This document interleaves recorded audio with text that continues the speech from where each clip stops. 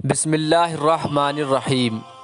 السلام علیکم دوستو، جب اللہ کے فرما بردار اور نیک بندے کا انتقال ہوتا ہے اور جب اس کی لاش قبر میں رکھی جاتی ہے تو اس کی نماز اس کے دائیں طرف آ کر کھڑی ہو جاتی ہے، روزہ بائیں طرف آ کر کھڑا ہو جاتا ہے، قرآن پاک کی تلاوت اور اللہ کا ذکر سر کی طرف کھڑا ہو جاتا ہے، اور جماعت کی نماز کو جو قدم چلے ہیں وہ پاؤں کی طرف کھڑے ہو جاتے ہیں، اور مصائب پر جو گناہوں سے صبر قبر کے ایک جانب کھڑا ہو جاتا ہے۔ اس کے بعد عذاب اس قبر میں اپنی گردن نکالتا ہے اور مردے تک پہنچنا چاہتا ہے، لیکن اگر دائیں جانب سے آتا ہے تو نماز اس کو کہتی ہے کہ پیچھے ہٹ، یہ شخص خدا کی قسم دنیا میں مشقت اٹھاتا رہا، ابھی ذرا راحت سے سویا ہے۔ پھر وہ بائیں جانب سے آتا ہے تو روزہ اسی طرح اس کو ہٹا دیتا ہے۔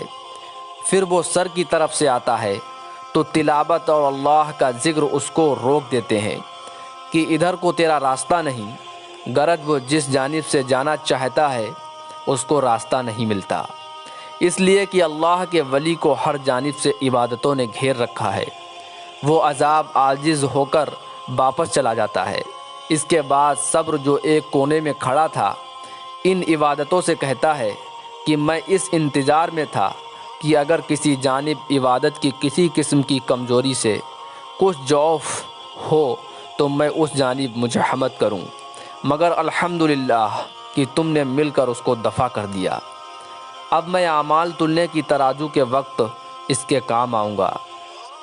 اس کے بعد دو فرشتے اس مردے کے پاس آتے ہیں جن کی آنکھیں بجلی کی طرح چمکتی ہیں اور آواز بادلوں کی زوردار گرج کی طرح ہوتی ہے۔ ان کے دانتوں کی کچلیاں گائے کے سینگوں کی طرح ہوتی ہیں، ان کے منہ سے سانس کے ساتھ آگ کی لپٹیں نکلتی ہیں، بال اتنے بڑھے ہوئے کہ پاؤں تک لٹکے ہوئے، ان کے ایک موڑھے سے دوسرے موڑھے تک اتنا فاصلہ کہ کئی دن میں چل کر پورا ہو۔ مہربانی اور نرمی گویا ان کے پاس کو بھی نہیں گزری۔ البتہ سختی کا معاملہ مومنوں کے ساتھ نہیں کرتے، لیکن حیت ہی کیا کم ہے۔ ان کو منکر نکیر کہا جاتا ہے۔ ان میں سے ہر ایک کے ہاتھ میں ایک ایک اتنا بڑا اور بھاری ہتھوڑا ہوتا ہے کہ اگر ساری دنیا کے انسان اور جنات مل کر اٹھائیں تو ان سے اٹھ نہ سکے۔ وہ آ کر مردے سے کہتے ہیں کہ بیٹھ جا، مردہ ایک دم بیٹھ جاتا ہے اور کفن اس کے سر سے نیچے سرین تک آ جاتا ہے۔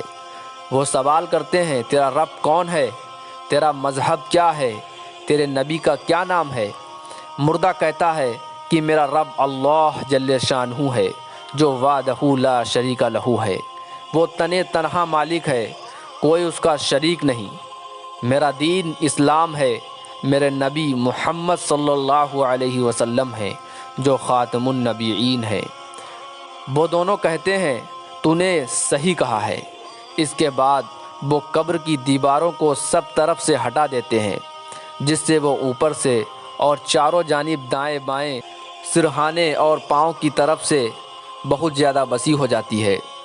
اس کے بعد وہ کہتے ہیں کہ اوپر سر اٹھاؤ۔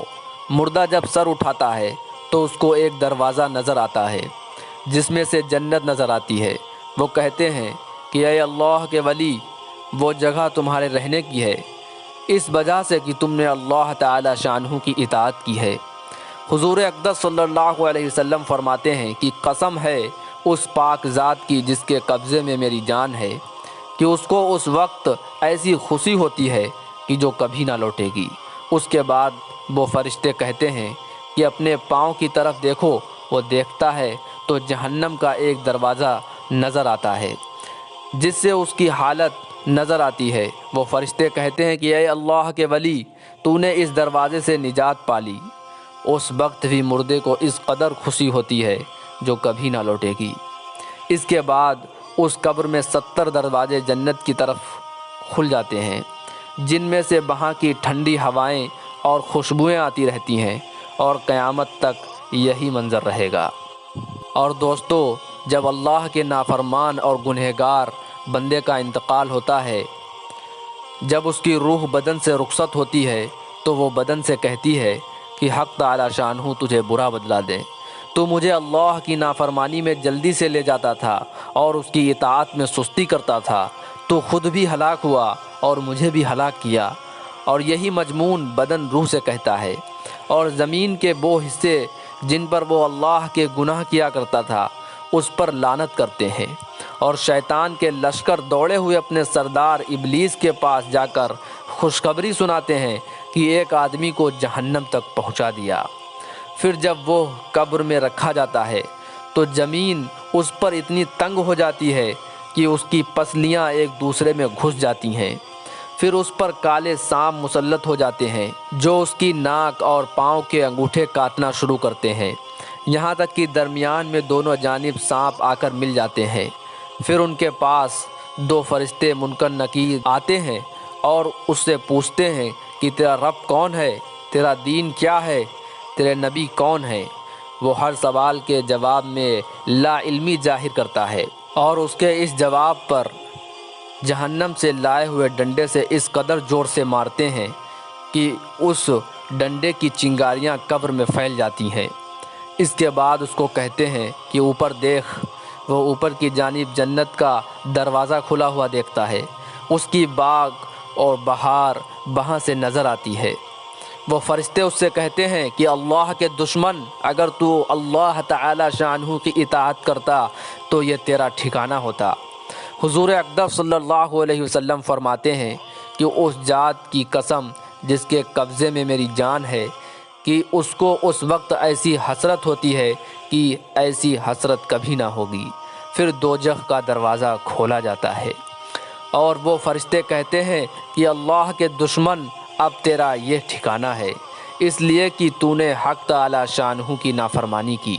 اس کے بعد 70 دروازے جہنم کے اس کی قبر میں کھول دیے جاتے ہیں، جن میں سے قیامت تک گرم ہوائیں اور دھواں وغیرہ آتا رہتا ہے۔ حضرت عائشہ رضی اللہ عنہا فرماتی ہیں کہ گنہگاروں کے لیے اہل قبور سے ہلاکت ہے کہ ان کے اوپر کالے سانپ مسلط کر دیے جاتے ہیں، ایک پاؤں کی جانب سے دوسرا سر کی جانب سے، اور وہ کاٹتے ہوئے چلے جاتے ہیں یہاں تک کہ درمیان میں آ کر دونوں مل جاتے ہیں۔ یہی برزخ کا عذاب ہے۔ دوستو، یہی وجہ ہے کہ جب حضرت عثمان رضی اللہ عنہ قبر کا ذکر کرتے تو اتنا روتے کہ داڑھی مبارک تر ہو جاتی۔ اسی وجہ سے حضور صلی اللہ علیہ وسلم کی دعاؤں میں بہت کثرت سے عذاب قبر سے پناہ مانگی گئی ہے تاکہ لوگ کثرت سے اس کی دعا مانگیں، ورنہ حضور صلی اللہ علیہ وسلم خود تو معصوم ہیں، اور اسی بنا پر حضور صلی اللہ علیہ وسلم کا وہ ارشاد ہے کہ تم خوف کی وجہ سے مردوں کو دفن کرنا چھوڑ دو گے، ورنہ میں اللہ تعالی شانہ سے دعا کرتا کہ تمہیں عذاب قبر سنا دیں۔ دوستو، اللہ رب العزت نے ہم سب کو دنیا کے اندر جو بھیجا ہے صرف کھانے کمانے کے لیے اور سونے کے لیے نہیں بھیجا، بلکہ اللہ رب العزت نے فرمایا کہ ہم نے انسانوں کو اور جناتوں کو صرف اپنی عبادت کے لیے پیدا کیا ہے۔ دوستو، اللہ رب العزت نے جن کاموں کو کرنے کا حکم دیا ہے ان کو کرنا ہے، اور جن باتوں سے جن چیزوں سے روک دیا ہے ان سے رک جانا ہے۔ اللہ رب العزت سے دعا ہے کہ اللہ تبارک و تعالی ہم سب کو اس کے حکم پورا کرنے کی اور نبی صلی اللہ علیہ وسلم کے طریقے پر زندگی گزارنے کی توفیق عطا فرمائے۔ دوستو، ویڈیو کو لائک اور شیئر ضرور کر دیں، کیونکہ اسلامک ویڈیوز کو شیئر کرنا یہ ثواب کا باعث ہے۔ اسی طرح کے اسلامک ویڈیوز کے لیے ہمارے چینل پیغام ٹی وی کو ضرور سبسکرائب کر لیں۔